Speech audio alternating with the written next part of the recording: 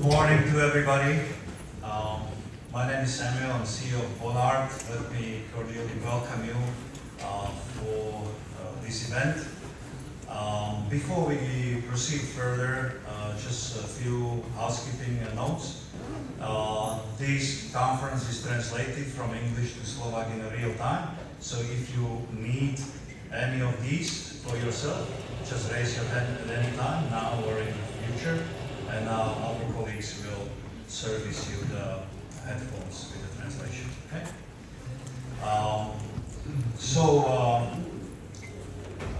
First, for an introduction of BONARD, so that you know from which position we approach you, and then perhaps a few housekeeping notes on the conference, and then I leave the stage to my colleagues for opening presentations. BONARD is a Vienna-based data and research firm for rented residential asset classes, which represent student housing, co-living, build-to-rent, multifamily, and senior housing. Over the 17 years, we have now serviced 25 markets, like countries, and 250 cities around the world. So our coverage is from Canada to Australia. We have covered more than 14,000 assets, 700 of them we have advised actively. We have 90 people now, and advising around 10 billion euro investments for rented residential in mostly Europe, but also in Canada and Asia. When it comes to rented residential in general, this has been quite sizable topic around the world, and it's quite established asset class. In the United States, it represents 40% of all investments in real estate, while in the UK and Europe it's about 16%, and in these geographies it's significantly less. Low single digits, depends whether it's Poland, Slovakia, or let's say Croatia. So, however, last 2 years we hear a lot about this topic of rented residential in Slovakia, across all the stakeholders: state, city hall, media, operators, banks, developers.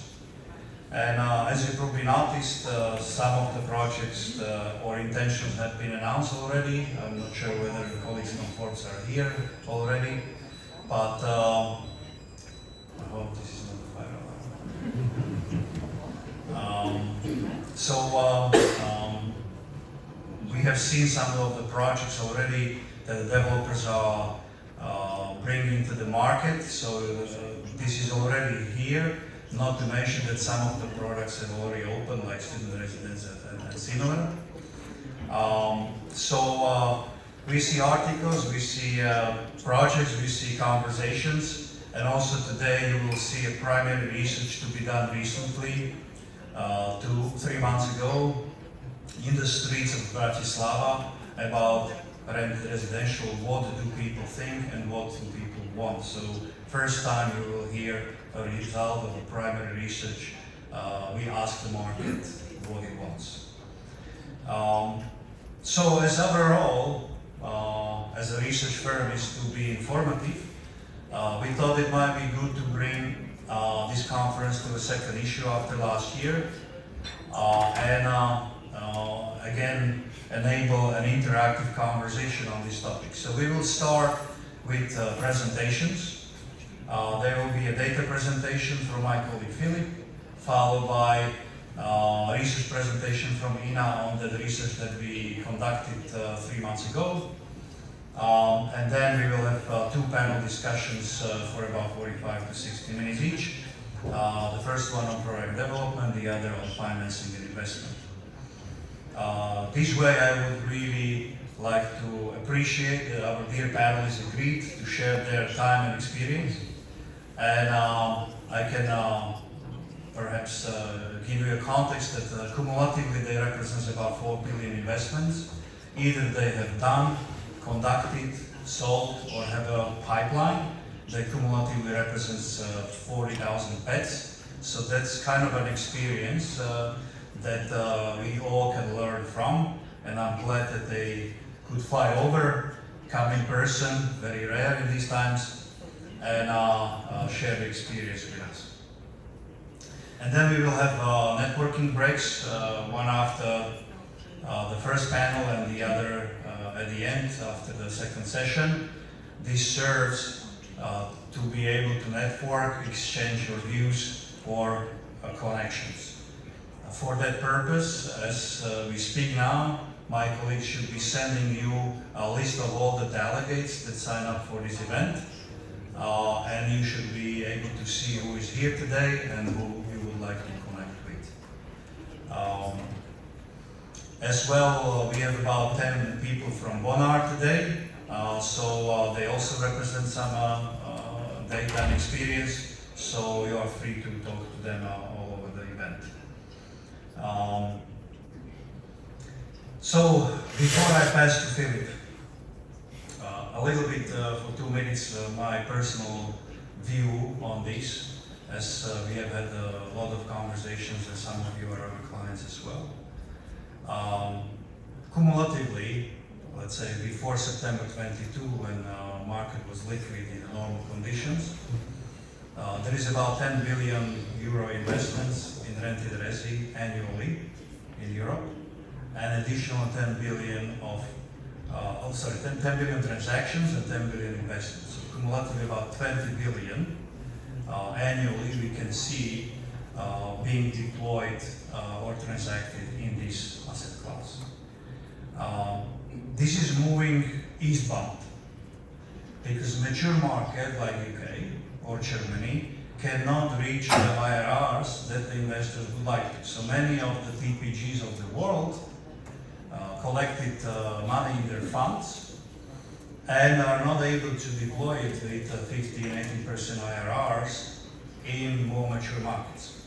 So they look at Italy, Spain, Poland, CEE, where they can achieve the higher IRRs. And we see a big shift from the West to the Central Europe for deployment of capital. Of course, like our clients, I was in London last week, met top 15 of our clients like Morgan Stanley, Goldman Sachs, etc. They would love to deploy 100, 200 million minimum, but they don't have a product. So they have nothing to buy or invest in rented residence. So this is sort of a chicken and egg situation that there is really plenty of capital available for rented residential, but there is not enough platforms or projects that would facilitate this capital, and therefore they're looking in other markets where they can do so. So either we wait to build a product here and then the investors come, or they will take a brave step and start with small projects here. But I think that's what needs to be done over here to make the confidence, make the first projects. And there is no doubt about later investments or liquidity. There is much more capital than product. It's not office or retail like recently. It's the other way around. The opportunities are much more valuable than the capital. The capital is more and more looking at euro-denominated destinations. So Slovakia is one of those, and that's indeed a huge competitive advantage over other countries. Probably colleagues from Poland can say how much of a hedging conversations they have, which is not the case over here. With this, probably I would only conclude that this is an established asset class elsewhere. We believe this can be also in Slovakia. This is a bona fide asset class, means that it has its definitions, it has its permits, it has its parking norms, it has there are structured dynamics in between LPs, GPs, operators, banks. It has its liquidity. We are just not used to that here, but it should arrive, and I believe that this conference can contribute in increased knowledge and education of all of us, and therefore more transparency, investments, and recruitment.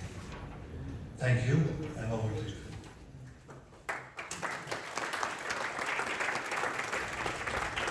Good morning to everyone. My name is Filip Silvester. I work for BONARD as Business Development Manager, and it will be my pleasure to quickly run you through the market kind of fundamentals and specifics of rented residential as an asset class. Firstly, it is great to see you all at such a great number, and it is only a proof that rented residential as an asset class is gaining more interest in Slovakia specifically, as we've almost doubled the number of participants from our last year's first edition. So it's great to see you all here. To maybe follow up a little bit on the introduction done by Samuel, here is a list of some of the brands or companies that we work with, among others Morgan Stanley, Xior, Barings, Heinz, and others. We at BONARD, we work with all the parties involved in the real estate, all the major parties involved. So we work with developers, investors, operators, and also to a certain degree service providers. So to provide you a bit of a clarity, today we'll be focusing mainly on two major parts of the rented residential world. The first one is the build to rent, or BTR for abbreviation. That refers to purpose-built properties that are specifically designed to be rented to private tenants. They typically have around 300 and more units, are owned by institutional investors, a single one, and are managed by professional operator. Then the second one will be the PBSA, which is short for purpose-built student accommodation.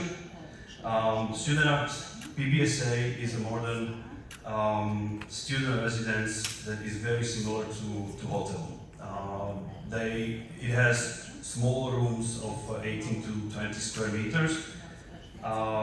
But on top of the quality of the units, as most of the assets, of course, are sold for their quality and that they're new and purposely built for students, these assets have also other very important aspects, such as various communal areas, security measures, and also a on-site residence manager available for all the tenants. Here you can see kind of the breakdown of all the asset classes that we are talking about in general. I will not go into all the details, as this presentation along with the recording will be available afterwards, but to quickly run you through the respective asset classes. It basically covers the whole life cycle of the tenant.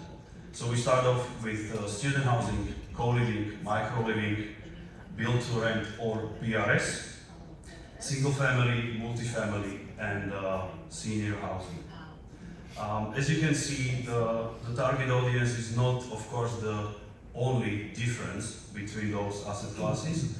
They also have different locations where some asset classes have to be kind of more close to city center, whereas some might be also on the outskirts.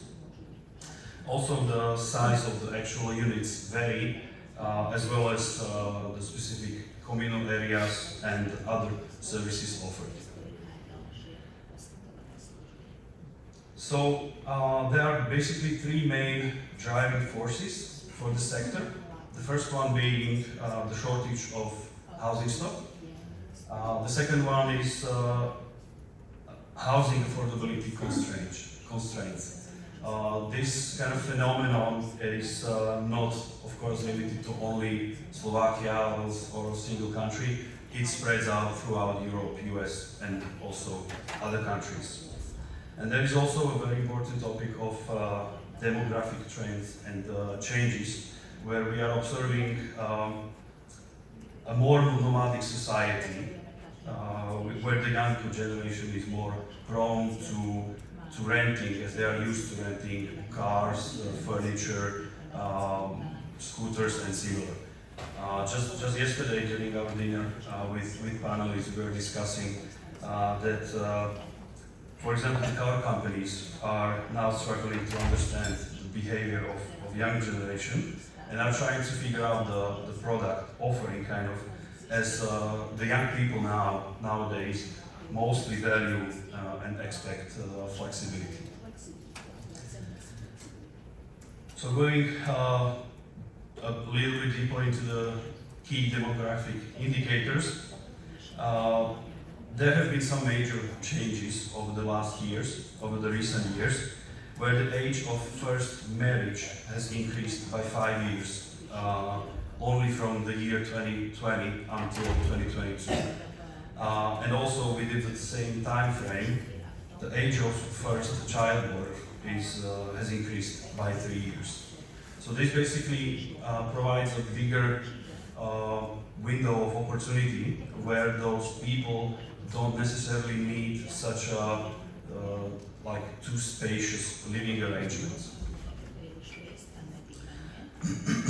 Furthermore, considering the potential demand for rented residential, Bratislava is similar to our other neighboring capital cities, with a share of 25% of young professionals aged between 20 and 39 years. What we do not have in common is basically the share of renters. There's only 6% of people in Slovakia that rent their homes, whereas the average in Europe is 31%, and for example, Germany has 52% of share of the renters.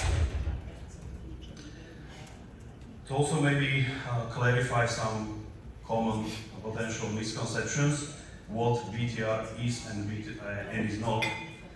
BTR is a modern, professionally managed studios and apartments built specifically for long-term renting with well-maintained public spaces. On the other hand, the BTR is not the lower quality, affordable or social housing, and definitely is not only for young people. We've also prepared some examples of such assets in the region of Central Europe, and we also focused on the ones that have been opened last year, so 2023. Starting off with the Noli Studios in Warsaw by Enre. They offer 280 apartments with a combination of single and double studios and also one-bedroom apartments. And the square meters of those units are between 19 and 36 square meters, and the price range is anywhere from around 800 to 1,000 euros per month per this unit. The second one is AFI Home Kolbenova in Prague. They also offer single studios and one and two bedroom apartments. This is more sizable asset. It has 640 apartments, and the starting price is from 578 euros. Then we have also wanted to show you the platform or the asset of one of our dear panelists, Resi4Rent, also in Warsaw. They opened last year and offer also single studios, one bedroom and two bedroom apartments, and altogether they have 344 apartments. The last but not least is the Shed Co-living in Krakow. Up until now, they were basically, the build-to-rent assets, and now this one is a combination of PBSA and co-living called Shed Co-living Krakow. So also you can notice the different room offerings. So now you can see only the single and double studios, altogether 722 apartments. priced anywhere from 400 until 700 euros. Also to kind of let you know what investors are already active in the rented residential sector. These are some names. Of course, it's just a sample of those investors. But it is also worth mentioning that this asset class is gaining there is a significant increase in the interest of investors interested in the living sector.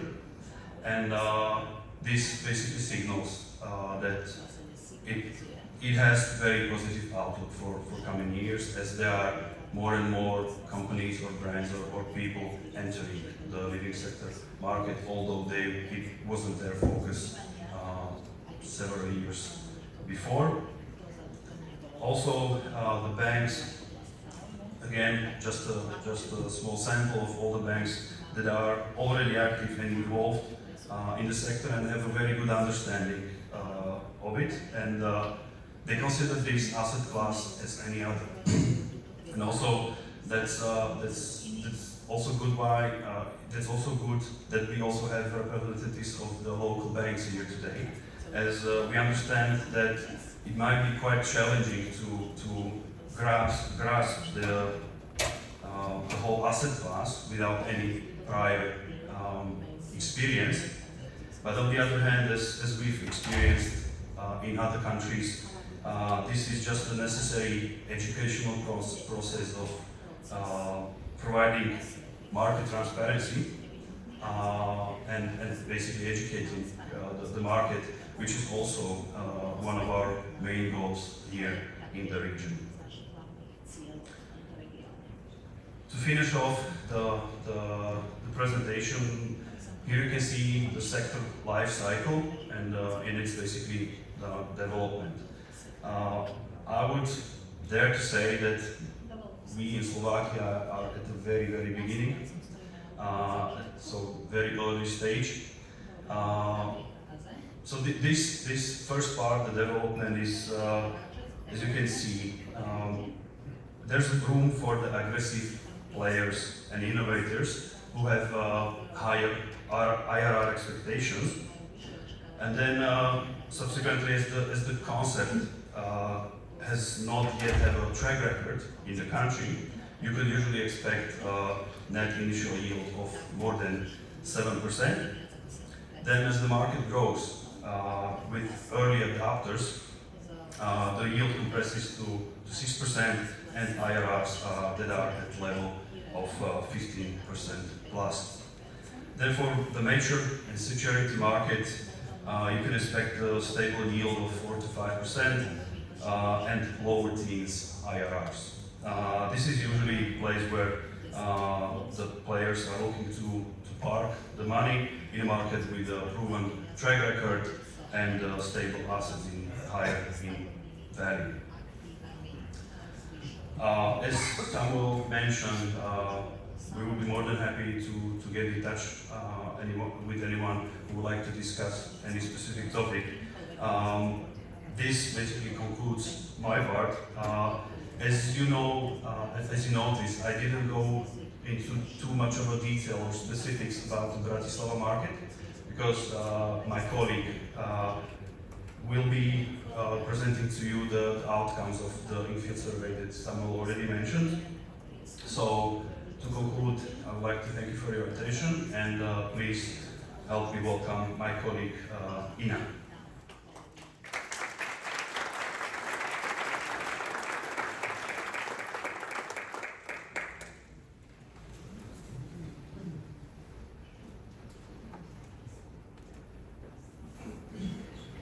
Good morning, everyone. Thank you for the invitation. My name is Ina. I work at BONARD as real estate consultant. And as my colleagues already mentioned, we can see that rental accommodation is an emerging market in all city regions, including, of course, Slovakia and Bratislava.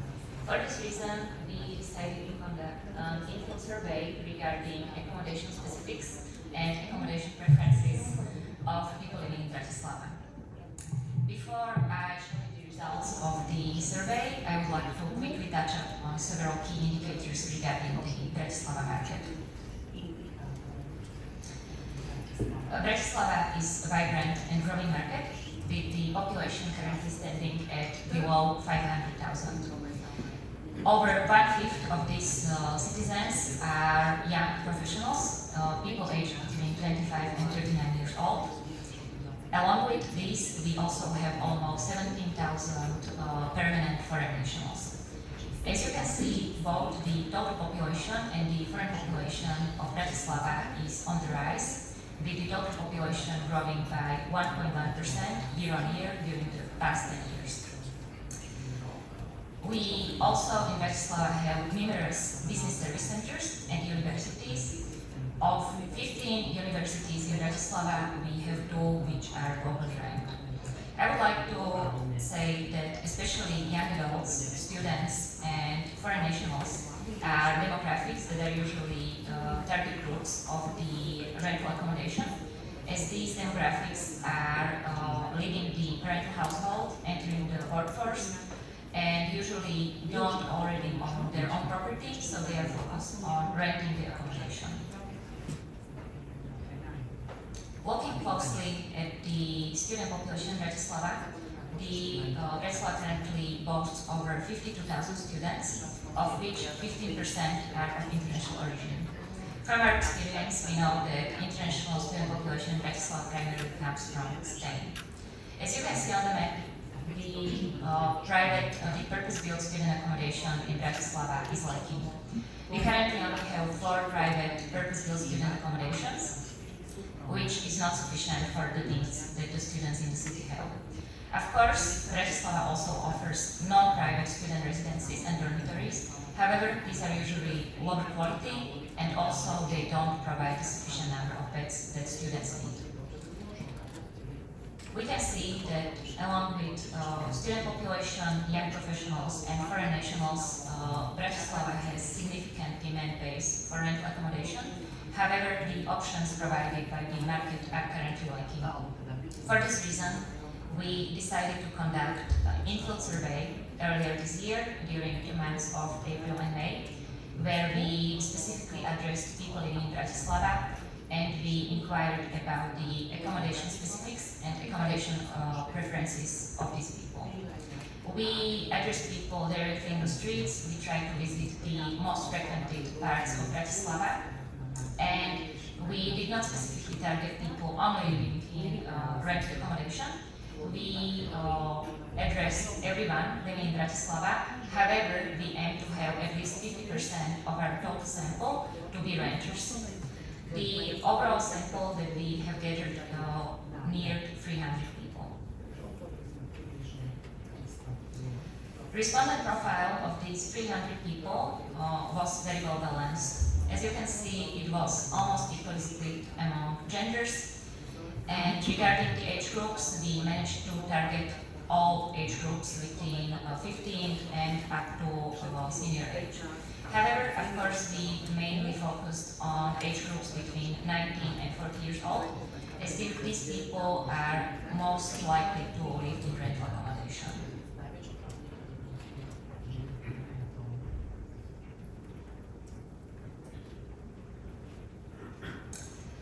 Looking at the economic profile of the respondents, of course, we mainly targeted income-generating groups, such as employees, either in the managerial or in other capacity. Since one of the main asset groups of rented residential is purpose-built student accommodation, we also targeted students, of which we had almost quarter in our sample. Looking at current accommodation, over 60% of our sample presented renters. Therefore, we reached our goal of 50% of the sample size to be people living in rented accommodation. You can see that this share is much higher than what is officially stated by national statistics. As Philip said, 6% of people are currently living in rented accommodation in Slovakia based on Eurostat statistics. However, based on our research, it was 60%, Of course, it is partially because of our focus on mainly younger people. However, we can see that the trend in share of owners and renters is shifting.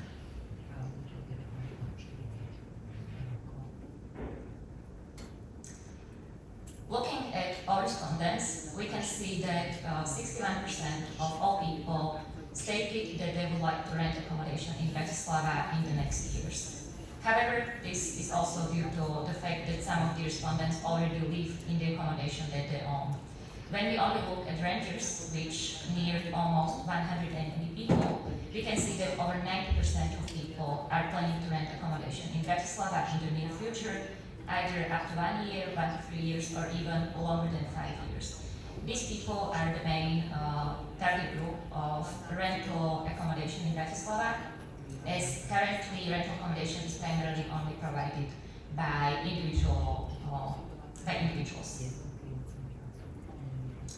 When you look at the main drivers of the selection process of accommodation, the results didn't surprise us. We conducted similar research in other countries and other cities, so we know that, of course, the main driver when selecting where you are going to live and which apartment you are going to choose, the main driver, of course, is rent and other associated costs, and the second, of course, is the location.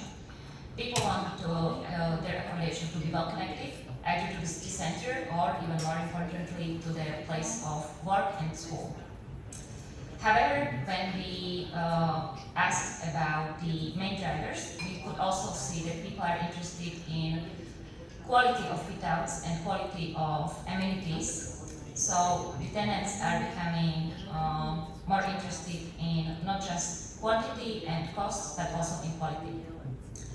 When we gave people the option to state specifically what is important to them, we also had some not so surprising answers, such as greenery, because people want to be connected to the nature. So, of course, people want the low rent, people want to be well connected to the city center, but they also prefer to live near forests, near places where they can just go and clear their heads. Looking at the reasons why people are buying or renting properties, it is not surprising that the main reason and main rationale for purchasing accommodation is the security of owning their own property. Of course, people want to have security that this is my apartment. However, this is not the option for everyone, as accommodation is expensive and this is not affordable for everyone. For this reason, you can see that 56% of people living in rent just cannot afford their accommodation and apartment that they would like to buy. Additionally, you can see that 20% of all renters stated that they would prefer the flexibility of moving from city to city. This is because people nowadays, especially young people, as I mentioned, young professionals, they prefer the flexibility of moving from job to job and also from city to city.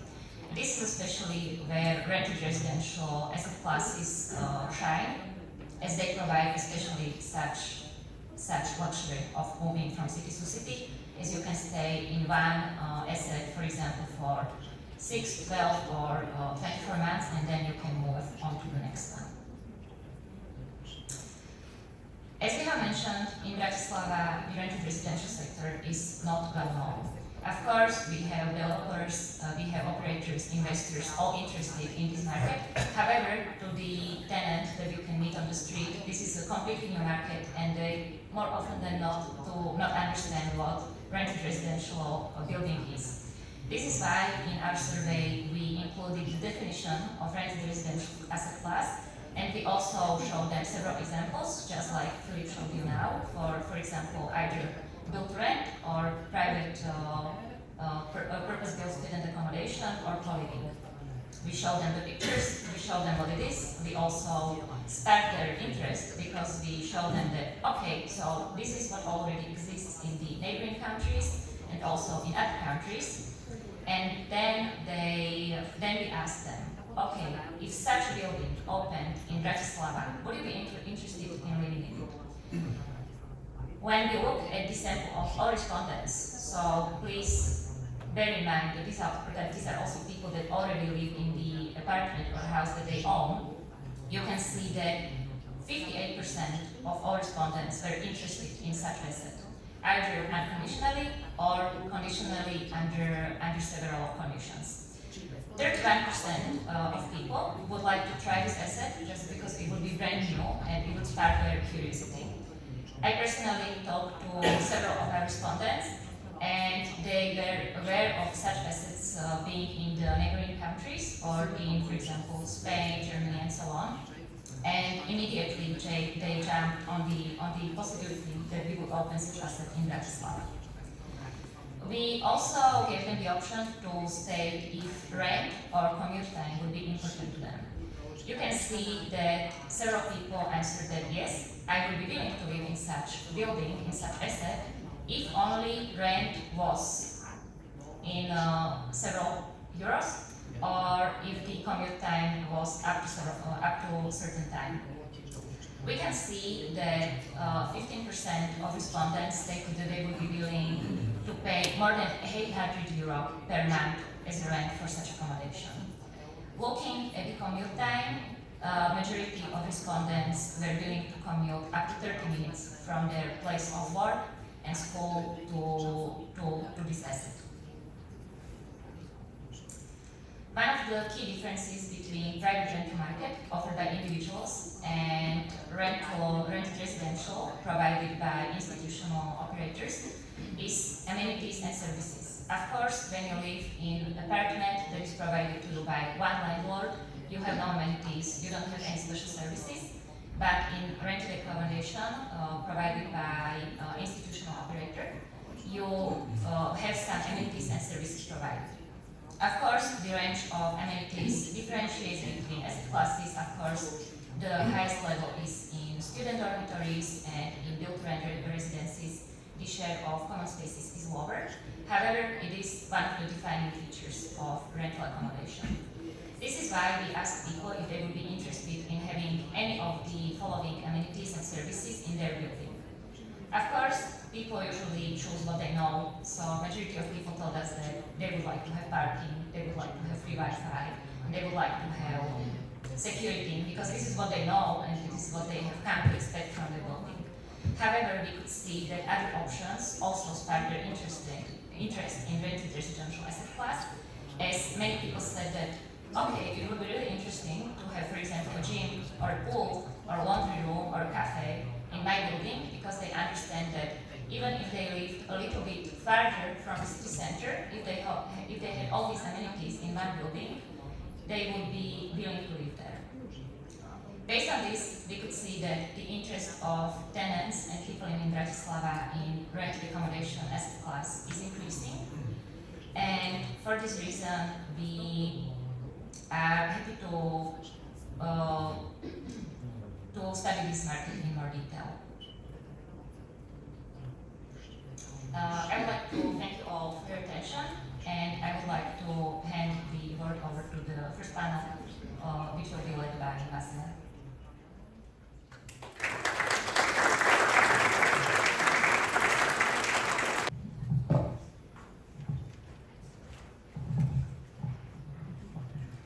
Hello. Very warm welcome. I'd start with a personal story a little bit to start basically this discussion. And the story would be about me becoming a real estate agent. So basically, I was asked recently to post on Facebook a room offering, and basically it was approximately months ago. So the story goes as this. I posted 10 minutes, 10 spam emails, then basically within 1 hour I had like 40, and then within 1 day I had up to 100 spam messages basically to my Facebook account. Never doing it again, but this is the reality over here in Slovakia. And to address how this reality and how this challenge is being addressed in other neighboring countries, I'd like you to cordially welcome to the panel the guest that came here from abroad. So Michal Borak from Student Depot, come join the panel.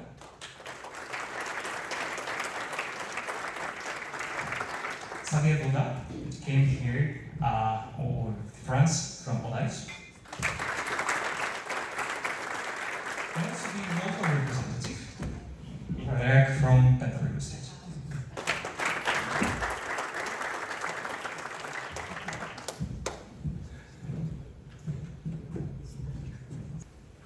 I'm really excited to this. These are the founding fathers of the rented resi in their respective countries. So I'm really looking forward to the discussion. And to start with, I'd like to ask the gentlemen to present themselves, to shortly explain who you are and also what you're doing, as well as how long have you been basically in this industry. And then to follow up with the straightforward question, what attracted you to come to real estate and to this rented resi asset classes? Michał, we can start. Student Depot is the biggest developer and operator of PBSA in Poland. Currently, we are active in 7 main academic cities in Poland. We own and operate 9 projects. In total, we have over 4,200 beds. Next project is under construction with additional 600 beds. And I believe and hope that next year we'll start additional 1,000 beds in 2 projects. We are developing since 2004, so we are on the market for 10 years. The main shareholder, the only shareholder of Student Depot is Kajima Europe, which is related with Kajima Construction in Tokyo. So they are the owner and investors, and we have a plan to develop still, not only in Poland, but also we are sourcing projects in West Europe and in CEE. Hello, so I'm the representative of the Odalis group. So Odalis is a key player in terms of managed residence. So we manage around 300 residents in France and in Europe, mainly tourist residence, senior residence, apart hotel, and of course student accommodation. We are a 100% operator, so in each case we need an investor and we need a developer. So we have also development abroad. We run residence in Portugal, in Spain, we have projects in Belgium and also in Central Europe. Well, I'm from Penta Real Estate. My name is Michael Rehak. I'm a business director there, and we are very new to this product. We are only in the stage of development and analyzing the market. And why we are looking at this market, I think most of the reasons already you heard in the presentation before. The regulations in city of Bratislava is highly favorable for commercial use, and the office sector or the office market is a bit struggling if you are not in a CBD developing a zero carbon building. So you got a tough time ahead. So and of course we have several locations which are suitable for also PBSA and rented residential. So why not to look at this product? Thank you so much. So essentially here we have the representatives of very different markets and different stages of the market. So we have here Xavier, and in France the rented residential is over 10 years. We have here Michał from Poland, where the market is like 5 to 7 years. And then we also have here a representative of Slovakia, where the market is essentially non-existent. The first question of Michał, it will be the question primarily for you.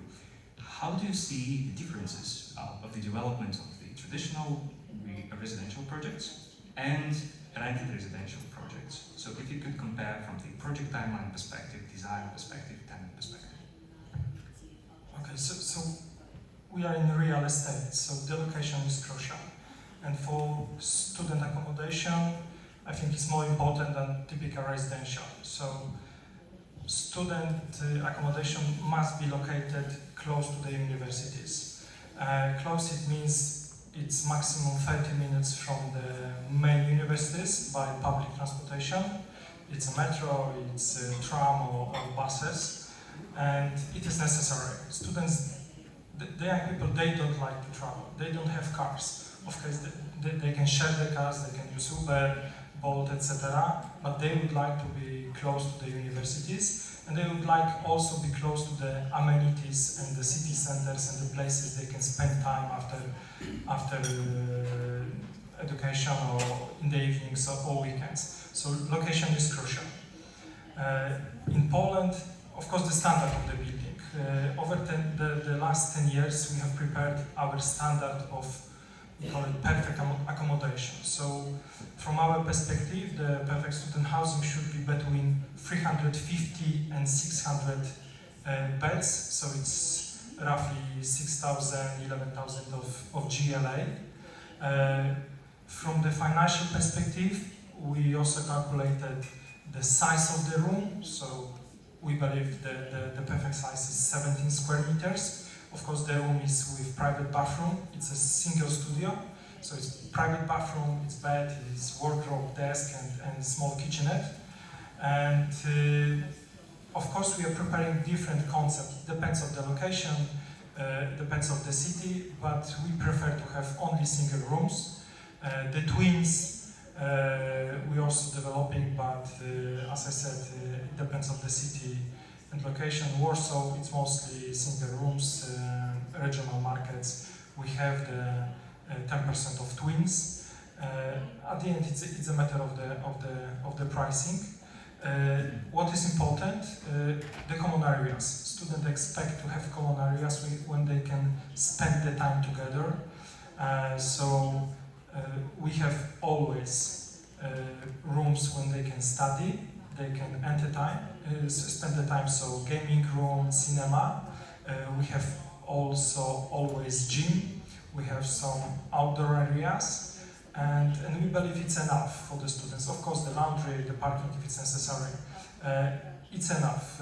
I've seen the projects with the swimming pool, jacuzzi and sauna, but from the financial perspective, the cost of keeping this kind of areas is too high. So we are not planning, and I think we will be not doing this kind of common areas. Of course, as I said, location is crucial. It depends on the city, but I believe that Bratislava is similar to our regional markets. When we look at the number of students, number of foreign students, I'm pretty sure that we can find similarities in those cities. And I believe that the market here in Bratislava should grow soon, like it's growing in Poland. Thank you, Michał. Follow-up question over here, and I'll get a bit political over here. How much does it cost in Poland to build a better student residence? Roughly.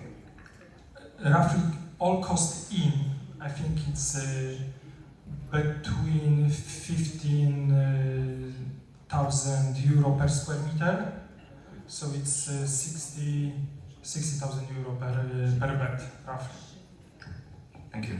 And then also the question to Michał over here is, you are new to this market, but you have been exploring it for a while. As Benta has been already exposed to some of the real estate asset classes, but different ones, what differences have you already learned about rented residential in terms of the development process and other asset classes? Well, PBSA is, as you heard, completely different. In Bratislava, it's a non-existent product. Only maybe you mentioned 4 products, which are, I would say, mostly refurbished hotels. So there's like no new purposely built product for student accommodation.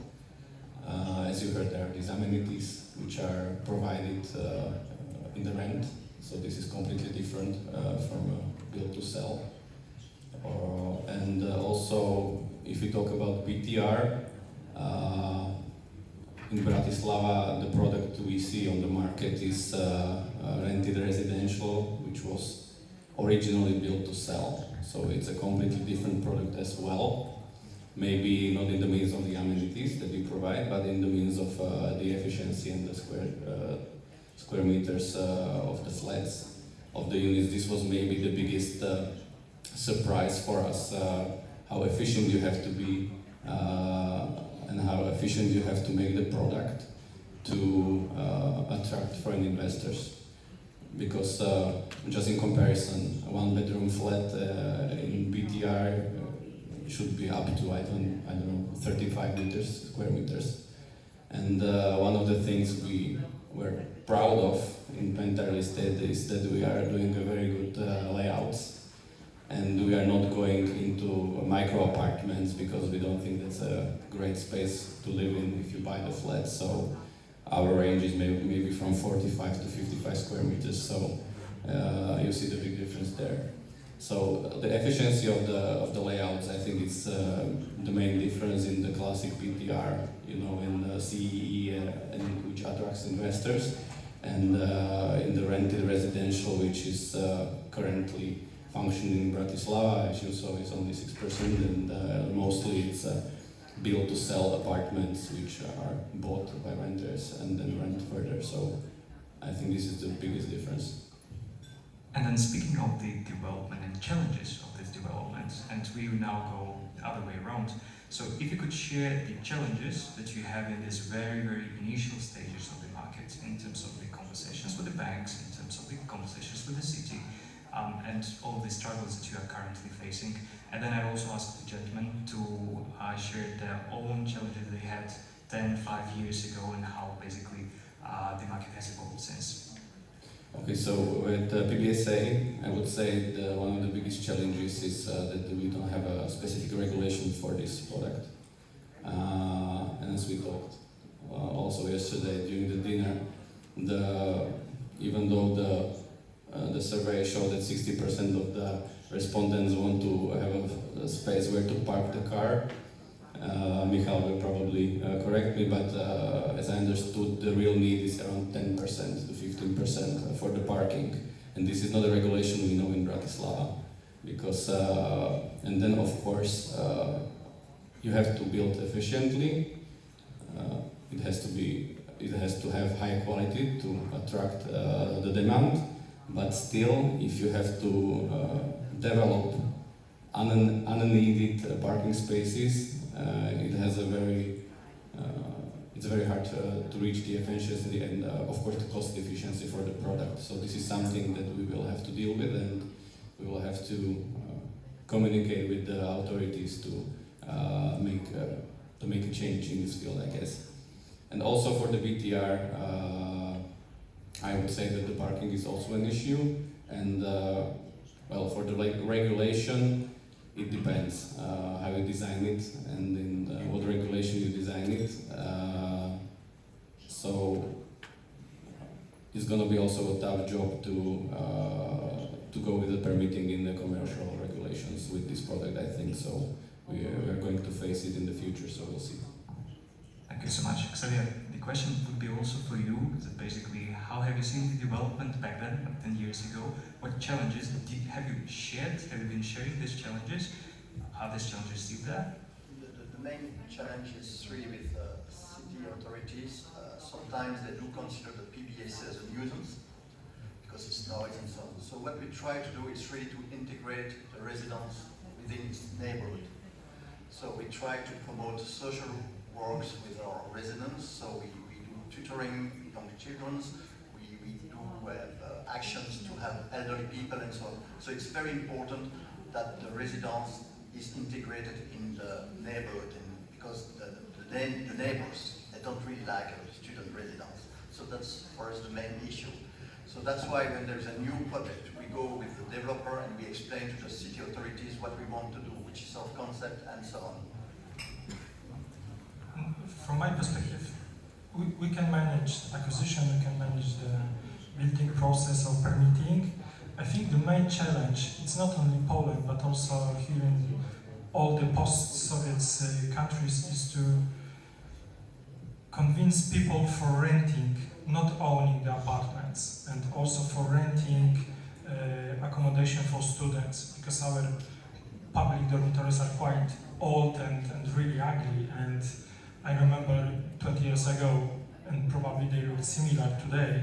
So people, they don't know that there is a PBSA market in Poland. I mean, the people, it's parents, because at the end parents, they're paying the rent. So we need to try to convince parents to send children not to private rooms or private houses or families. We need to convince parents to send them to private dormitories and change the thinking of parents and people in Poland or in Slovakia that renting is an option.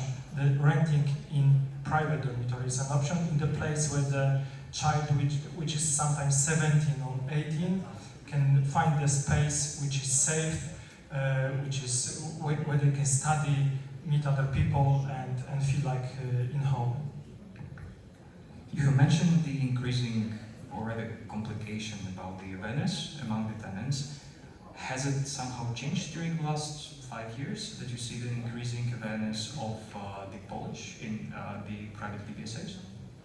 Yes, in our portfolio we have, I think, 50% of foreign and Polish students. Of course, it depends on the cities. So Warsaw, we rather have international students, but in regional cities we have more Polish students. And me personally, I would like to have more Polish students in our dormitories, because at the end they're really, maybe I shouldn't say that, but better client. They stay longer. They focus on the studies, they pay rent, and I would like to, as I said, convince Polish parents to send Polish students to our dormitories. Erasmus program is fantastic, really. It's students from all the Europe coming to Poland, to Slovakia. As we are talking with some of the universities, young people today, they don't know what they will be doing next month. Yes, and sending them from Spain to Bratislava or Warsaw for 6 months sometimes is too long. So Erasmus now is thinking about changing the timing of Erasmus program. So people will be coming probably for 2, maybe 3 months. That's the plan. But also renting flats for 3 months from private owner would be impossible, I think. So student housing for Erasmus international students will be the option soon. Yes, but I think that a lot of operators abroad, they try to focus on international students. I mean, I don't think that it's really an exact data, because in France, more international students, they come from Morocco, Algeria, Central Africa. So it's a data that you have really to be careful with. So what we tend to do is really to try to focus on national students when we have development abroad. Obviously, it means more affordable rent. I mean, you cannot ask them to pay more than 1,000 euros. Also, they maybe don't need a swimming pool or a sauna and so on. So, you know, I think that there is a right measure between the rent and the amenities and the service that you can offer. So I think that the biggest challenge in the future is to try to focus on national students as well. And in terms of awareness, we're speaking now about the tenant awareness. How about the city council awareness and bank awareness? Maybe Xavier, you can share it because you have 10 years experience of that. Yes, I mean, with bank we don't have a problem. Also, our financial track records are quite good, so they don't ask us anything. In terms of tenants, I mean, in some of our residences we have a mixed use of public. We have long stay and we have short stays. So we try to, when we start to build a residence, because we are involved in the construction, so we try to put all the short stay on one side, the long stay on the other side, so that those two segments of clientele, they don't cross each other. And also the amenities are a little bit larger. I mean, I think that altogether it's quite beneficial to the students, because the students, they could benefit from services of a hotel that they would never have in a pure student residence. So, but you have to be careful the way you just construct the residence when you have this mixed public. And what about the city council, their perception of this asset class? I mean, you know, if you don't make too much noise, it's okay. From my perspective, they don't care really. They focus on the residential mostly because it's a rather politic issue, but they're not distracting. If the master plan says that we can build the student accommodation or hotel, we do it. We don't have any problems. It's sometimes the problems with the neighbors, but not with the cities. From the financial perspective, we have a 10 years track record, so we don't have any problems with financing. If it's a new company, I think there is an option of master lease, like Xavier is representing the company, which can lease the whole building and give the master lease, and it's easier to finance. Just would like to add that, in fact, the city council are quite happy with student residence. Why? Because otherwise they see that there are family houses which are fully occupied by students, and basically then those families are not able to rent a house in the city anymore. So if there is a building dedicated to the students, they are quite happy because it leaves this room available to the family, so they could stay in the center of the city. It's an important, so we have the gap of 1 million apartments for people, for families, yes? So students should live in student accommodation, families and young professionals, they should live in the flats, in residential, typical residential. So we believe that the cities or the government should help, but I think it's going on currently, so also it's time maybe to change it. Very brief question, last question related to the development topic, so you can be very brief also here. How long does it take to get the planning and building permit in the countries? If there is a master plan in place, so master plan in Poland, if it's commercial, you can build office, you can build hotel, you can build student accommodation. Sometimes you can build direct student accommodation, but you can build student accommodation based on the hotel. It's a 6 months, so it's quite fast. We see many projects now, plots in project with building permit already prepared. So it's not a huge problem now in Poland to get the building permit. Of course, changing the master plan is more difficult, but it's rather the cities, they change the master plan from, I don't know, service to residential, but we have really lots of commercial plots dedicated for student accommodation or BTR projects because it's the same master plan. Yes, once the city has agreed, it takes 6 months in France as well, or in the other countries where we are developing. And so it's, one day agreed, no problem. Well, I'm not sure if I should answer this question after hearing about 6 months. So let's say if the master plan is right, then we can use the regulation, which for PBSA would be commercial, and we'll see about the resi. But then I would say the planning permit can be from 2 to 3 years, I would say. Depends how large the project is, and depends on the area, on the environmental impact association's assessment. So because this is one of the things that takes time. So maybe let's say 2 to 3 years, and then the building permit is much easier. It's maybe 9 months to a year, maybe sometimes half a year. Also depends on the size of the project. But if you're talking about changing the master plan, then we're just about to see, because it's taking years and years and years. And I would say that in one location where we are active, it's undergoing for 15 years, I think, or 14, and still not changed. In other location, it's 9 and still not changed. So we're just about to see how long it will take, and then we will let you know.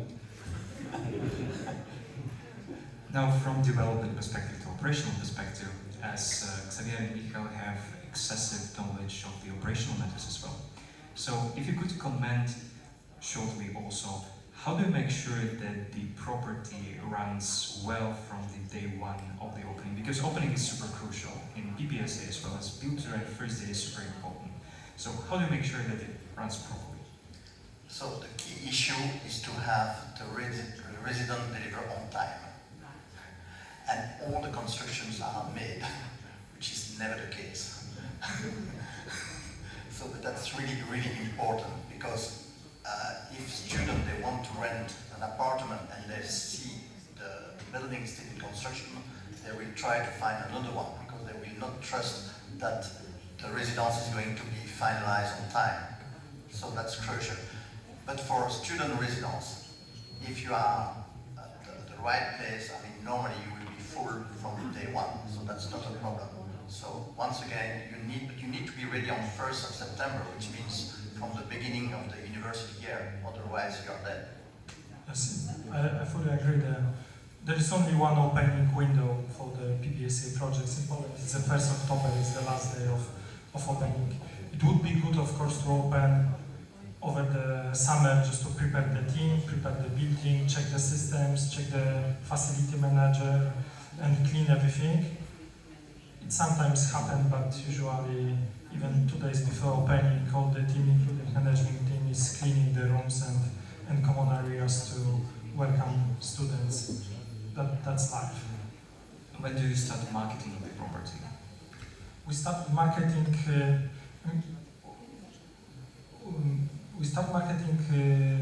When the first semester ends, so we are focused on the prolongations and trying to attract for example, Erasmus students, so leasing for the next semester.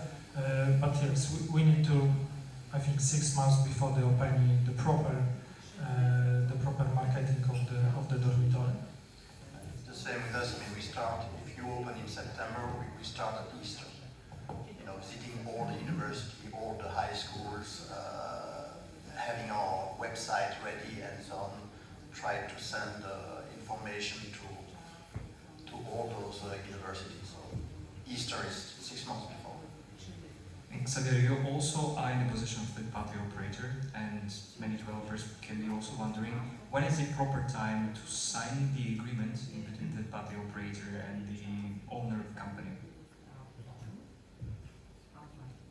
The appropriate time, usually the developer tries to sell its development as soon as possible, but especially to get the money to finance the development. So it's usually it's 3 years before you open the residence, so it's a long process.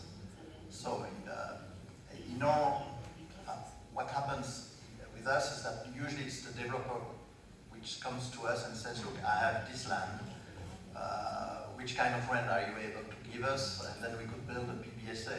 So we do a market research, we estimate the rent that we could deliver, and with that rent he goes to the bank, he gets his funds, and then he starts to build the residence. And as soon as he's got our rental convention, he tries to sell it to investor or private investor as well, because in France it's quite popular to sell to individual investor. Because to start to build, you need to sell at least 50% of the units. And secure the financing based on the Yes. agreement Yeah. between the developer and investors and your company. Yes. From my perspective, we have our internal dedicated team responsible for leasing. So we are not using external operators, we operate by ourselves. But we are on the market for 10 years, so we have quite big experience. But at the end, operating of 500 beds, we have a team of I think 30 people on sites, so in 9 projects, and additional in headquarters it's 10 people, but it's also financial team, development team, so it's not a massive company, and we are able to manage this 5,000 beds. Just the difference between student depot is that the average number of rooms in our residence is 150, so we are much more the scale is much less important than the 500 beds that you are speaking about. So, I mean, and also that does differentiate us from the others in development abroad, is that we are ready to go from 130 rooms, which is not the case of the others. I think this is going to be the toughest challenge in Bratislava with the first projects to come to find the right scale. Because hearing from foreign investors, it may be from 350 to 500, and then from different investors from 100 to 250. But Xavier, you mentioned something about pre-sale for getting the loan, and for the bankers here sitting, I think you were not saying 50, but 15, right? 15% you have to have sold. And in terms of the No, it's just because. in terms of the operational expenses, what are the key operational expenses items in basically running the residences, and what roughly are the margins, the NOI margins, the property owner can achieve? Maybe I will start. So in Poland we have in the rent students are paying. It's all in. So for the in the rent they have all the service charges, electricity, heating, water, internet, gym, and everything what we offer. So the OPEX is roughly 30% of the income, and it's a heating mostly, electricity, and it's again the electricity in Poland before this Ukrainian problem was 300 zlotys per megawatt godzina. Yes, so now it's 600, so it's twice higher than a few years ago, and we need to cover this gap. When the electricity will be stable, the price of the electricity will be stable, our NOI will be stable. But it also depends on the weather. The heating is included, so when the winter is warm and pleasant, our OPEX is lower. When it's really cold, it's higher. So that's the risk we need to manage. But at the end, it's roughly 30%. Is it 50? 30. Yes, it's the same in France. I mean, it's around 30% as well. The main cost, it's not really energy. I mean, it's a cost, but it's the wages. So you have to be careful of how many people you will employ in the residence. We have around 3 per residence, a manager and 2 reception, for obviously 360 days a year. So it's not a big amount, and we try really to keep it as minimum. But with 3 people, we could run easily the residence, and also we try to involve the students in the managing the residence as well. So it's important that they are professional as well, that they try to keep it tidy and so on. So it's important. As the energy in France is cheaper than in Poland. Yeah, especially in the south of France. Like you, and the weather is also pleasant. Thank you so much. And probably the last, if you were at the place of these people now, any piece of recommendation you would give, or any major learning, or any major experience that basically you would like to share with these people? Go for it. Really. I think it's a future. I think that the young people, they are different than 10 years or 20 years ago. They expect more. They expect better quality of the accommodation. They expect better quality of phones, living, holidays. And PBSA, it's something which can be for them, really. And also, I see that international students coming to our countries, we should focus, of course, on the locals, but they really have a problems with accommodation, with finding, especially for the short term. So it's the first choice. If you look at the number of students, even in Bratislava, international students, they will fulfill all the projects you will develop here, easily, really. I remember the first years of operation in, I don't know, 2018 or 2019, our dormitories, and it's always 100%, really. 10 years ago, we didn't have any. Today we have 30. Tomorrow we have next year 34, and so on. So it's really the trend. For us, it's a good market. As you said, it's easy to fill. Students is a good public as well. So I would say go for it as well. Just do it. Well, as I'm looking in the audience, I would also say go for it, but don't be in such a hurry because we're also going for it. But no, yeah, the good competition is crucial, I think, so see you on the market. Thank you so much. Any questions? We have space for 1 or 2 questions now.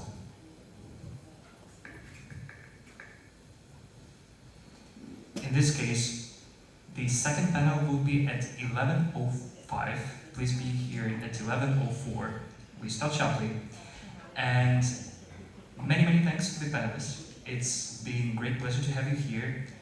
Please give a round of applause to these people and see you at 11:05. So, we have a second financing and investment panel. I would like to appreciate your time and your expertise to be shared. As I have been in touch with many of the people in the crowd, I probably know what they would like to ask, so I will be asking on behalf of them. Perhaps some more concrete questions. But before we go there, I would like to kindly ask you to introduce yourself, who you represent, and what are your experience and interest in rented residential. So, shall we? Thank you. Hi everybody. My name is Masika and I'm here from Raiffeisen Bank International, being responsible for residential asset class, which covers basically from our side the residential for sale and the residential for lease, mainly multifamily. I'm also coordinating with this topic in our great RBI Group network. My colleagues over there from Tatra Banka are supporting me today, so to say. And our RBI Group was always very active in real estate financing and the industry, and we are very much attached to the customer and trying to create tailor-made solutions for them. Residential for lease, it was always a big topic in Austria. Similar to the numbers that you have shown for Germany, more than or around 50% of households in Austria live in rented apartments, so multifamily. So this is something which is very well established and normal, so to say, and the form of housing and living. Why we decided to move to this region as well, because as you also said at the very beginning, well-established investors have seen the potential in the CE market as well, and that's what we do. We follow the customer, so to say, and supporting them in discovering and building up this market in this region as well. So basically this is how we are attracted to the residential for leads. And if I may compliment you, when we had a meeting in your office in Vienna, you also mentioned that you are already exposed, so you're financing. That's correct, yes. So that would be good to then talk out of experience. João, if I may ask your introduction. Sure. First of all, thank you for the invitation. It's always a pleasure to participate in such prestige events. It's a great initiative from BONARD to bring awareness to this asset class, which I think it needs this awareness, and it needs a push from all the market agents to become a reference industry in the real estate. I am João Saracho. I'm the managing director of Solida Capital. We have two hats. We have both investment activities in PBSA as well. We have a development team that conducts projects either for us, either in joint venture formats for other platforms. And happy to share the knowledge and experience with you. Our main market of influence is Poland at the moment, although we did few small transactions in other Western countries and looking to expand to CE countries such as Slovakia, Czech Republic and Romania.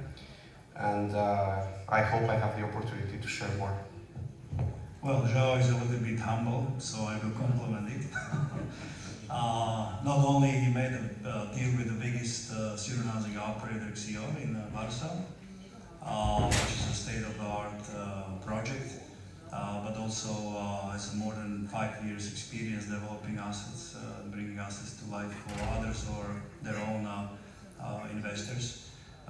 So you should be able to shoot questions on him from all kinds of spectrum. Not to mention Marek, I think it's a greatest experience in different asset classes, including rented resi, including PRS, BTR, and students. So Marek, I leave it to you. It's a highly raised bar, I have to say. So likewise, I would like to thank you for inviting me to this this panel. Always a pleasure to have meaningful discussions around BONARD and people who tend to gather around the company. So my name is Marek Obuchowicz. I'm a senior partner with Griffin Capital Partners. So we are an investor and asset manager based in Poland. We are active across different asset classes. We're currently running 18 platforms, anything from logistics through residential development and the living sector. Within the living sector specifically, as of now, we're operating 4,000 units between two of our build-to-rent platforms, Resi4Rent and LiveSpot. And after exiting from a joint venture with Kajima Student Depot in December last year, we have established a new PBSA venture called Student Space with Signal Capital, where we intend to build 5,000 beds within the next 4 to 5 years. And I personally look after LiveSpot and Student Space for them. With this, I would probably move to second topic. So how does rented resi compare to other asset classes that you are exposed to? All of you have been active in different asset classes, including office, retail, etc. So where do you take the risk? IRR, investment cycle, operator, fundamentals. How does it differ? And if I can start backwards from Mark. Right. So. I'm not going to pretend that I'm an expert in all asset classes. I don't know much about office and retail. We used to be active in these asset classes, but not the flavor of the market this month. So the principal difference between build to rent and resi for sale is I would say the risk profile. So at least in Poland, if you have a good enough product which is resi for sale, you can largely, if not entirely, finance it with the construction of it with your client's money via open escrow accounts. And with build to rent, you need to assume, well, you need to organize full funding for the project, you need to assume the leasing risk. It's a much larger ticket to start with. The common denominator for both asset classes would be the underlying housing gap. So by any metric, we are overcrowded in Polish apartments. We have not enough stock. Stock is outdated, with 70% of all apartments being built still in the socialist or even pre-war area. So there's a lot to be done in on both markets, but I'd say that these are probably the key differentiating factors. João, you have experience with offices? Yes, we haven't, and I would say maybe something controversial. We still like a lot the office sector, but it's a way more long-term perspective rather than a short-term perspective. So we are still very active in office acquisitions, reconversions, and repurposing some of the locations that we find interesting. But I agree fully with Marek that the trend that we see today is towards rented resi, and there is a good reason for this to be happening. I believe that all the macro context it's pushing for market agents to provide solutions. There is a real need, a fundamental need of housing, both in terms of modernization and in terms of number of units available. There is a big shortage, and you can see it very clearly in main Polish cities. Some there are more than others, but definitely I would say a clear evidence is Warsaw and the speed of rental that you can achieve in any property. And you know, the market, I wouldn't say it's healthy, it's beyond healthy, it's really undersupplied, and this is creating obviously big oscillations in rents, and the market is not yet managing to balance it itself. I would say that this is not just a fashion trend. I'm completely sure that 5 years from today we will be still discussing Resi4Rent, maybe on a different format. But I'm quite convinced, and I think first time I started discussing with BONARD about rented Resi was 2018, 2019, and we were observing the same fundamentals, the same trends, and definitely today there is a much wider awareness, but it will come even in more, I would say, significant state once these markets in CE will have a more solid track record and people will be able to evidence the performance of these assets.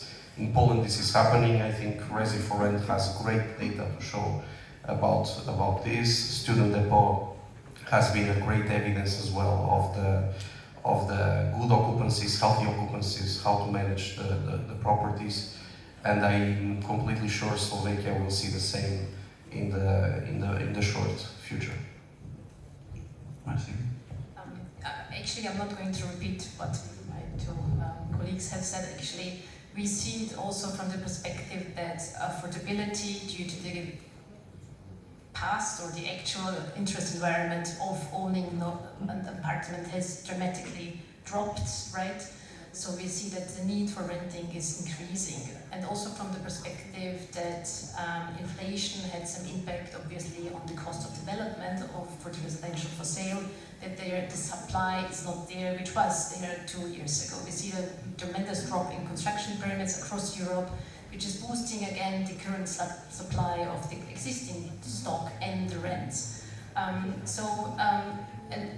Not only because of that, it's also what you have said from your study. Basically, we see the trend that people want to be more flexible about how they live, and that is the case, actually, established case in Western Europe, and we slowly see that this is also kind of developing in the CE countries. Warsaw is a great example, which already has been, and this is obviously a big topic for us lenders to be part of this development. Thank you. So I would probably move to a topic around Bratislava, but I start probably with context from that survey and then the research. Even though we had 300 responses, it were pre-selected sample, so it was very telling with a confidence level over 90% or margin less than 5%. And it was as strong as we were surprised. Like, we've been talking with developers and City Hall, media about rented resi here about 2 years. But, and we said, well, okay, let's not have opinions, let's have data. So we measured it, and the results are even stronger. The assets that are here, not only they are full 100%, but they have waiting lists, and they are only refurnished hotels or repainted hotels, and charging €565 for ensuite only at the very end of the city, with one bus line there. Okay, so the demand is like tremendous when experienced people look at it. So I would start with, is it a appealing market? Would you finance a project in Bratislava? Honestly, it depends very much, obviously, on the sponsor and the project itself, and the expertise and experiences. We just discussed this in the break. Having this from the very classic, I call it classic financing perspective, where we finance investors on low LTVs, established products, no construction risk, high occupancy, long-term contracts, is a different product and approach that we have here. What I think is the way forward, if the local banks are partnering up with the local developers and the local providers to support this kind of construction, so to say. For us, I must be honest, and not everybody will like it, it's difficult, obviously, to finance a construction when I don't have a certain pre-lease, but the pre-lease will not work for residential for lease at the very early stage. People want to see the apartment, and it's a different approach than having an office development where you have the certain pre-lease secured in good times, so to say. So how would you tackle the challenge of a new market and being one of the first comers? Is it with lower LTV, or guarantee of an international operator, or the sponsor name, or what would it be? Honestly, what we had is basically established, experienced investors, preferably who are integrated in investing and operating the properties. That's what we do, and what is working well is to refinance after the forward purchase sales have been kind of closed and the asset is there and the occupancy is there. This is the kind of classic approach European European International Bank would enter the project, and this is what we're doing. We need a sustainable cash flow, right? This is something which we look for any kind of an asset class. But as I said, it's really important to have the sponsor who is able to provide that very specific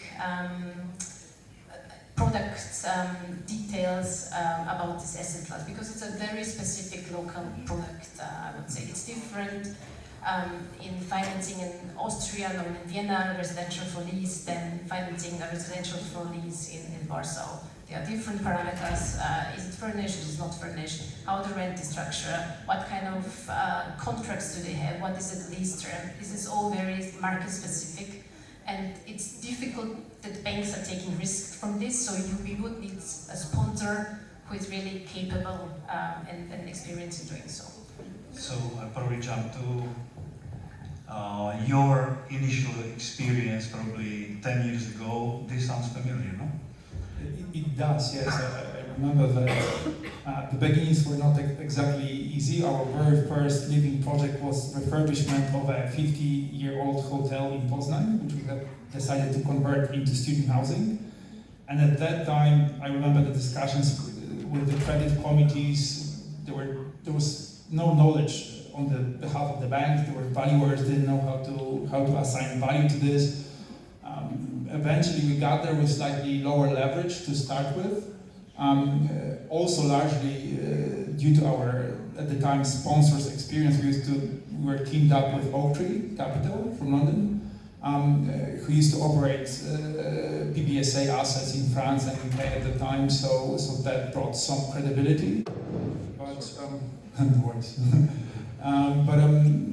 But from there it did get easier. I mean, whatever, we were lucky, and it was, as João has rightly pointed out, a function of the market, that with each and every project we're consequently proving that the demand is huge, the occupancy profiles are very, very solid, the assets lease up quickly, they remain fully let throughout the leasing periods, so that gave more comfort to the banks.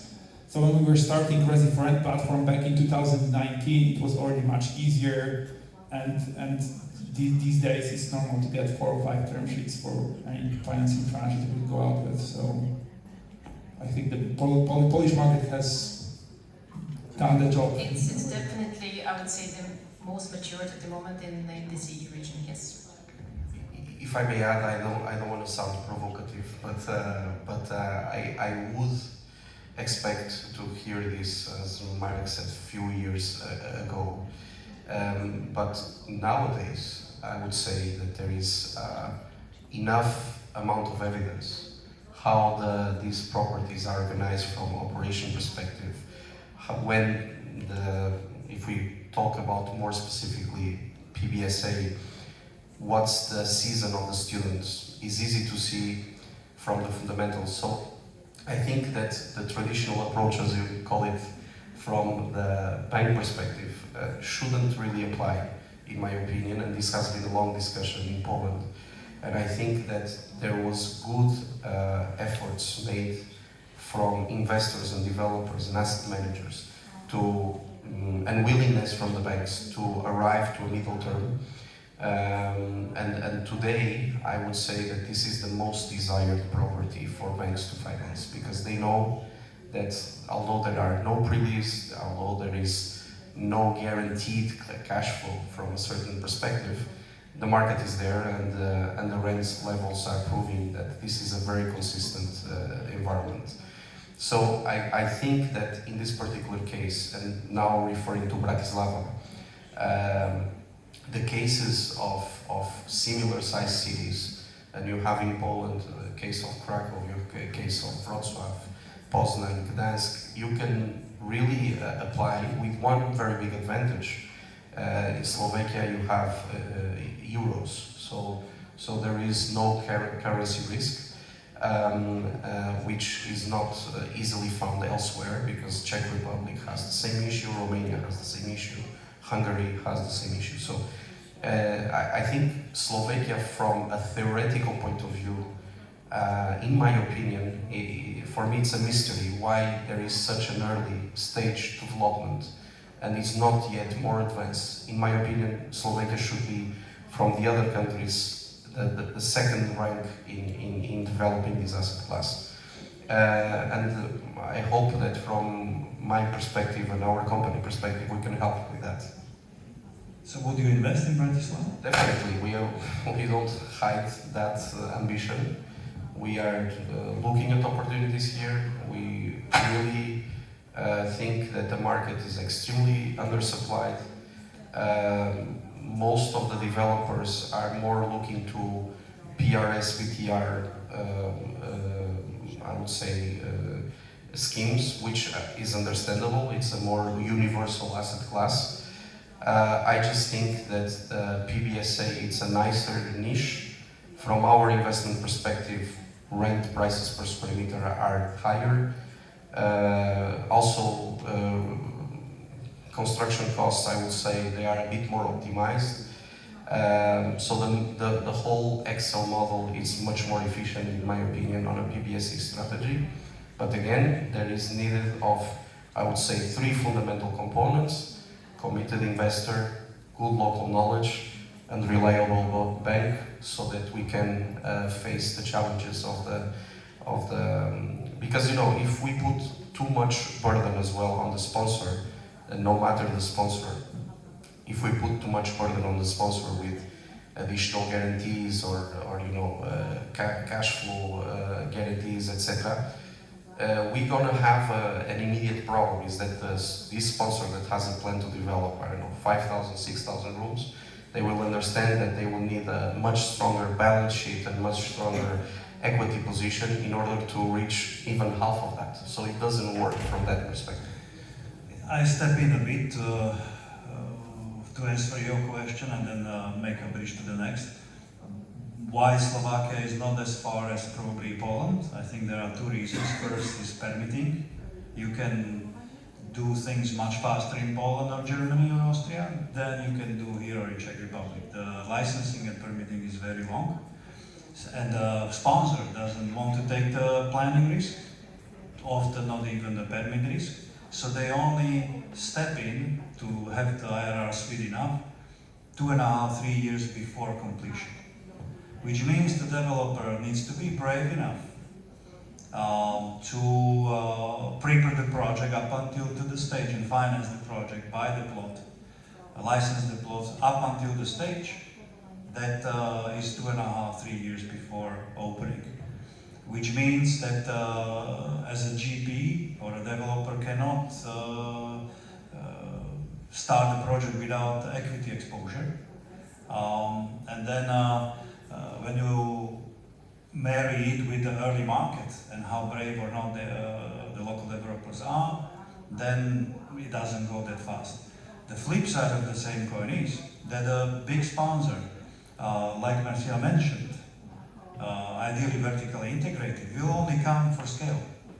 Okay, so we had the big operators looking at Slovakia, but they said 2,000 beds minimum.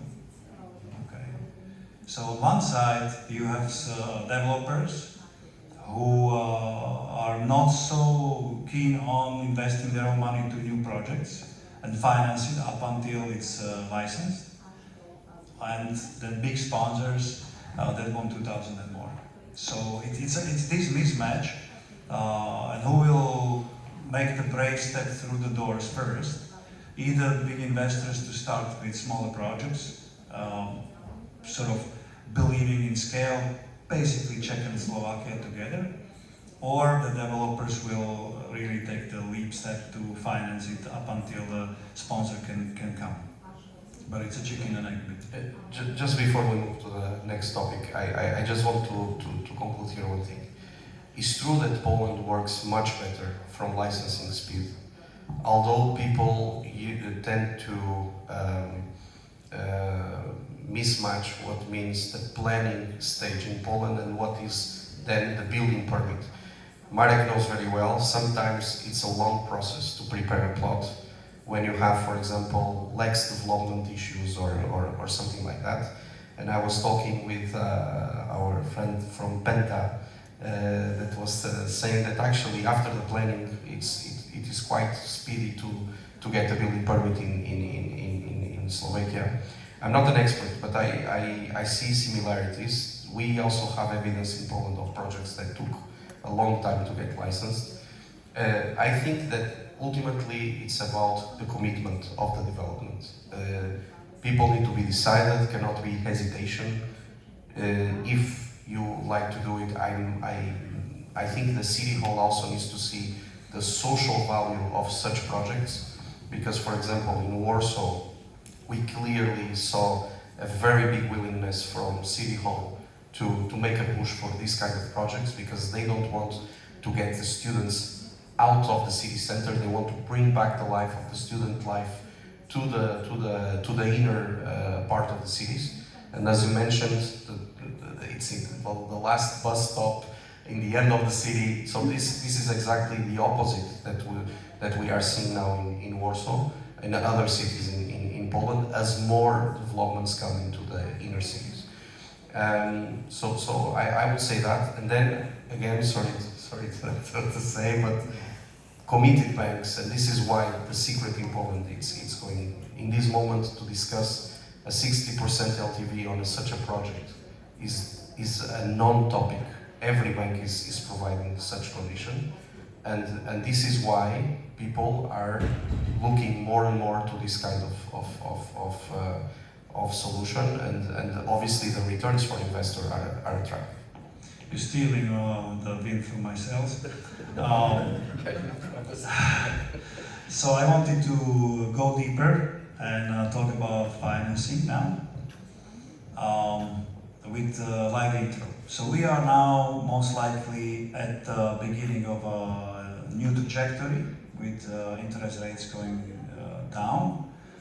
Poland started with that sooner, so WIBOR is now already sort of sub 5, even though it was north of 6.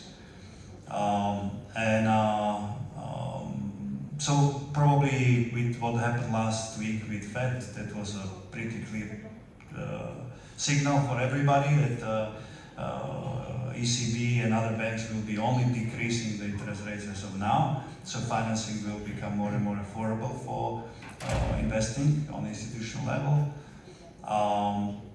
The LTVs that we have seen in new markets like Portugal or Poland at the beginning were barely 50%. Later on they moved to 55, 56 about 3 years ago. Now it's 60, and we are far from Germany or UK where it's 75, 80% for rented residents.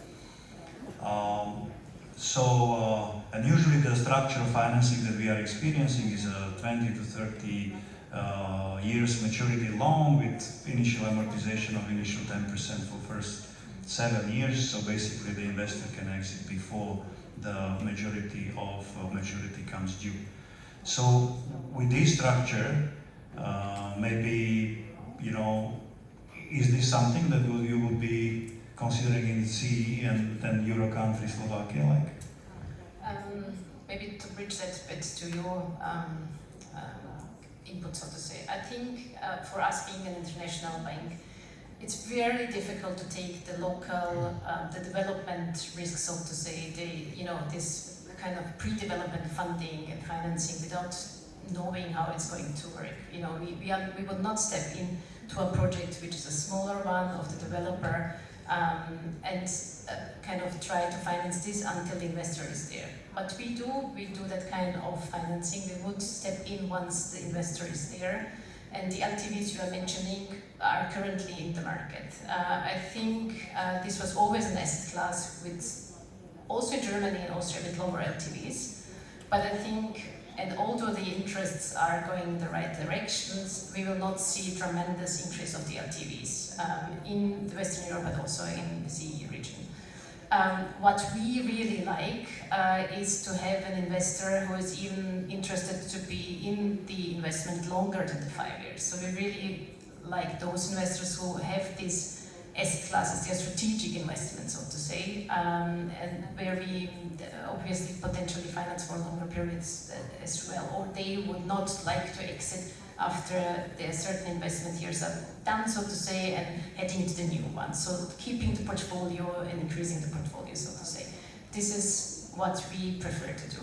But again, out of the talks with my Tatra Banka colleagues and some of the local developers, so to say, I think a combination between the local lending sector to improve or to deliver the product until the investor can step in is to be supported by the local banking sector, right? And then the international bank or who need a certain size and the volume can step in once this investment can be done, so to say.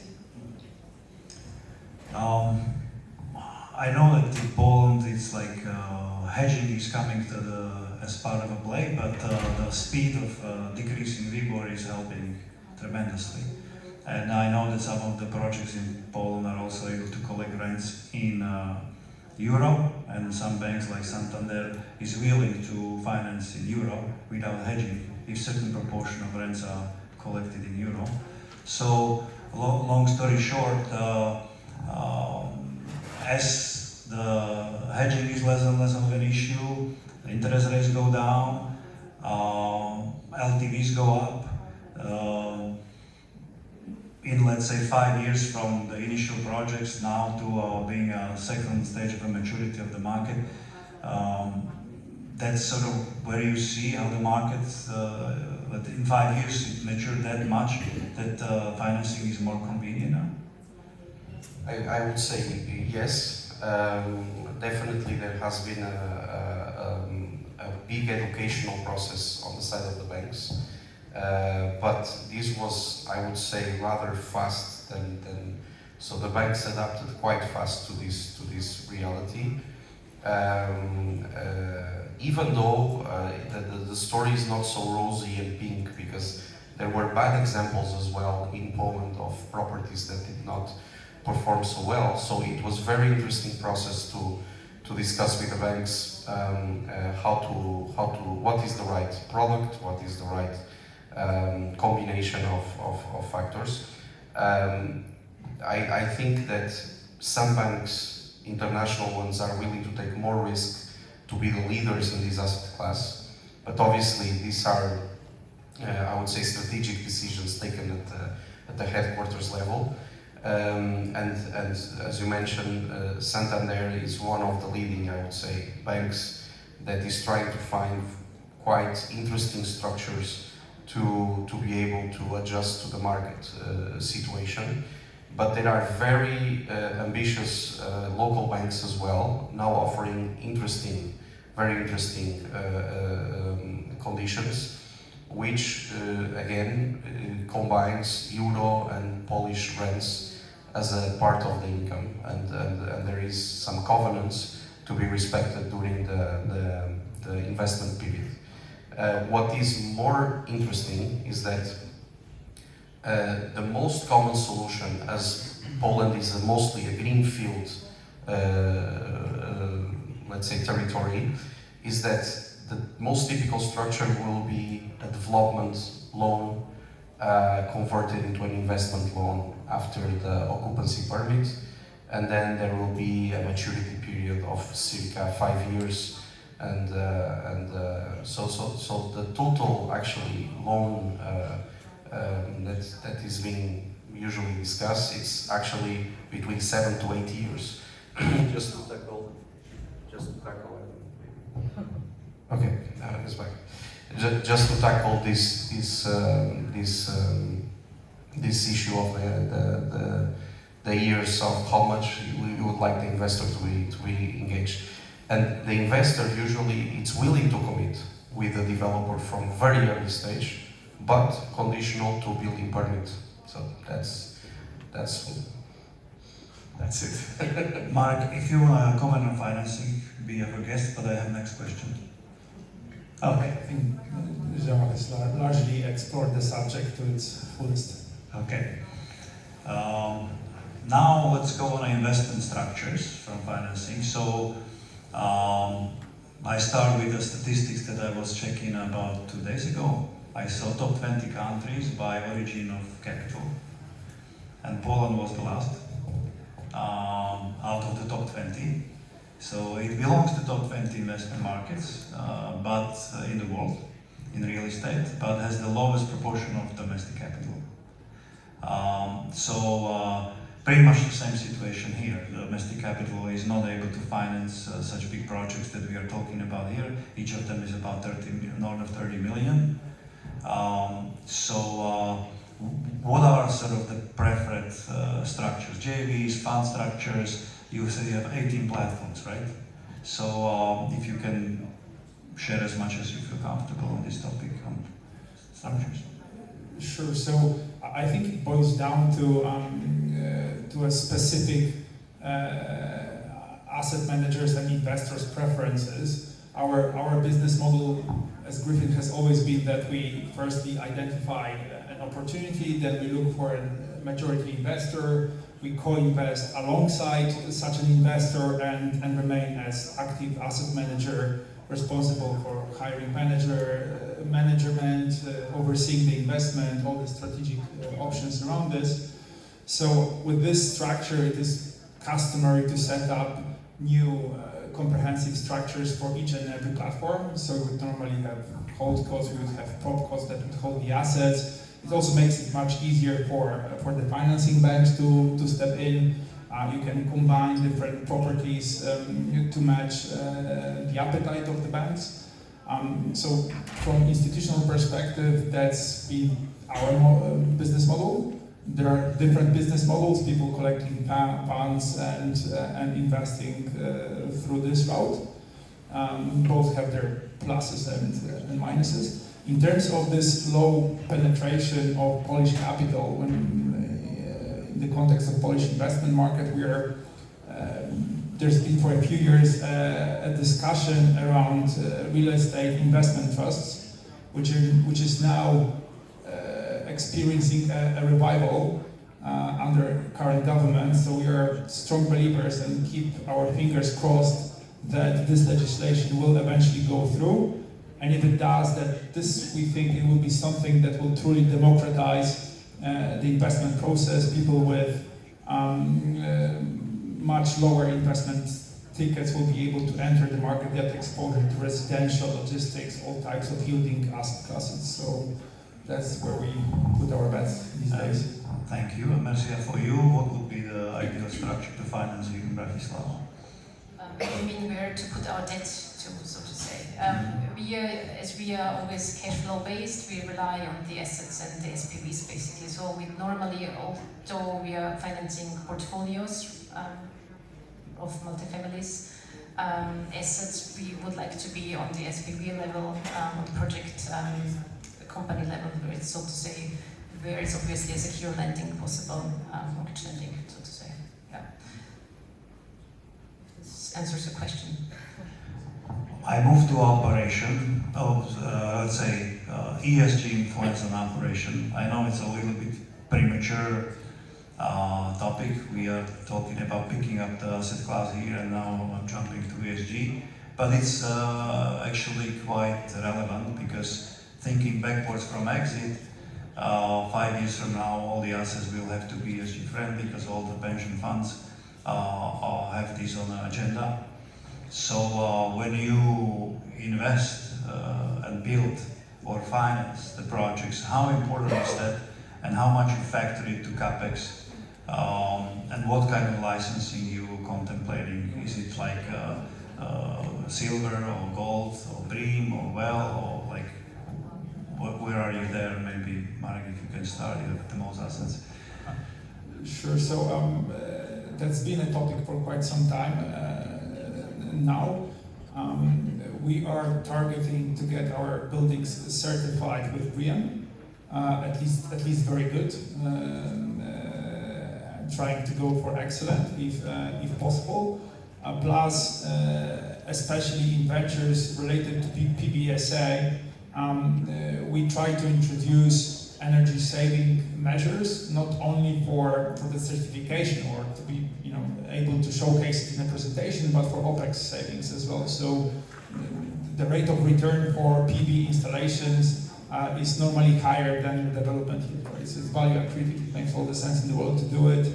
Similarly, there are different smart home systems which enable you to save energy, electricity, heating costs, and under PBSA, where the costs remain with the investor, that makes a big difference. So we take a number of initiatives, both technical as well as related to S and G, in terms of policies aimed at ensuring that the gender parity is maintained, that there's no pay gap and issues as such. Sure. It's very in line with what Marek said. I would just add that we tried on other asset classes quite interesting prop tech solutions, such as AI solution for managing energy consumption in the building. So we are upgrading usually the BMS of the buildings to introduce and to have the possibility to enhance the management capabilities of all these applications, because we have the perspective that technology will get better and better in this field. So it's necessary that when you are developing, you have the proper BMS system that can, let's say, be enhanced, and you don't have to reinvest at later stage. From a reporting perspective, I think coming back to the market, I would just like to say that from Polish, Slovakian perspective, there is a huge advantage towards Western markets, because Western markets have been developing these assets many years ago, and they have now an issue that in these assets there must be capex, heavy capex, to upgrade the assets to a normal ESG standard. For example, in Poland, I think this is very easy and very cost efficient to implement these strategies. And moreover, now the EU regulation is quite clear about taxonomy rules, what sort of compliance you must have. So we basically like to tick the box on all our properties. On top of BREEAM, we are also doing wired score certification. In our opinion, it's quite important, as internet, it's the main factor of complaining in the student housing properties. So wired score ensures that we have the proper connectivity of the building. Actually, our building that was developed by Eco Investments in West 4 in Wrocław was the first building certified as platinum in CE. So we like to invest in these solutions so that we are prepared for a better exit at later stage. So Marcia, this is a sound to your ears. I mean, what should I say? The green transition, ESG and green transition is one of the biggest topics in the banking industry, and I think we have a huge responsibility to take care of this. So I can kind of tell you that financing a project, a real estate project, which has not a component of even approving, or is certified, or is taxonomy aligned, would definitely be difficult to do today, right? So we are kind of motivating our clients, customers to do that, because we are obliged, we want to foster this green transition. What I think, what we do, we obviously, all the certifications are very important. We cannot work with very good. Unfortunately, we need to have an excellent at least. But when we are involved in a very early stage, mentioning EU taxonomy alignment, we can really partner with the developer and investor. And although this is not a huge topic until now, the alignment in the multifamily area, we can align in a very early stage, also involving our sustainability consultancy in-house and expertise, to make this project in the early stage the EU taxonomy aligned, which is great for everybody. It's great for the potential investor, for the future investor. It's great for the bank, and obviously it has a huge impact on the pricing. Huge. It has a good impact on the pricing. May I ask you what's the impact on the pricing? I cannot, like, it's always, More or less. depends on the country, depends on the asset class, depends on the tenor, so it's really difficult to tell you. Let us talk about the concrete project, and then I can tell you. And the other part of what you said, that the Western stock is kind of old, right? We also have older assets in the CE region, but the beauty there is that you can link the improvement, the green improvement, the ESG improvement to the financing as well. And we are structuring the ESG linked loans, where you kind of also obviously provide funds to support certain CapEx needs to improve the asset quality from this perspective as well. So big topic. Actually, our credit committees would not approve a project currently which is not having the greenish or the ESG etiquette attached. I have one more last question, but if the audience has any, please raise your hand. Meanwhile, okay, you have questions, so can we ask for a microphone?